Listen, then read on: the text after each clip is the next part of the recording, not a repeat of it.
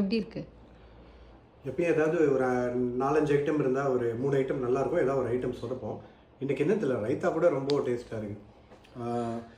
Actually இது சீரக சம்பா ghee rice, chicken gravy, masala egg, அதுக்கப்புறம் ரைத்தா. இது எப்பயுமே பாஸ்மதியில் நிறைய தடவை பண்ணிருக்கேன். நானே ஒரு பாஸ்மதிக்கு முட்டை கொடுக்குற ஒரு பெரிய ஃபேன் தான். பட் ஆனால் சீரக சம்பாவை உண்மையாகவே அடிச்சிக்க முடியாது.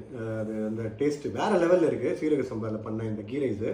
அது இல்லாமல் இந்த சிக்கன் இருக்குல்ல, சிக்கனை கலர் பார்க்கும்போதே என்னடா கலர் பயங்கர டார்க்காக ஒரு மாதிரி சூப்பராக இருக்குன்னு நினச்சேன். டேஸ்ட்டு வந்து அதாவது ஃபார் எக்ஸீடட் தி எக்ஸ்பெக்டேஷன் அப்படின்வாங்கல்ல, ரொம்ப பயங்கர டேஸ்ட்டாக இருக்குது. அந்த கிரேவி செமி கிரேவி மாதிரி இருக்குது. ஆக்சுவலி கிரேவி நல்லா இருக்குது. உப்பெல்லாம் சிக்கனை ஸ்லோ குக் பண்ணிருக்கு தானே? ஆமாம், ஸ்லோ குக்கு. அதில் என்னென்னா மெயின் தேங்காய் எண்ணெய், சின்ன வெங்காயம், தேங்காய் எண்ணெய். அதான் ஆக்சுவலி அந்த டெண்டராக இருக்குது அப்படியே. அந்த இது அது அந்த அந்த மாதிரி ஸ்லோ குக் பண்ணால் தான் இவ்வளோ டெண்டராக வரும் சிக்கன்.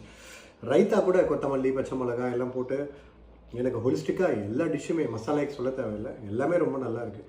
சிக்கனில் முட்டையும் போட்டிருந்ததுன்னு போயிட்டு சும்மா பாயில் பண்ணி போட்டிருந்தேன். அதையும் எடுத்துகிட்டு வைப்போம். அதுதான் மெயின் எனக்கு. இது கூட வேணாம் எனக்கு.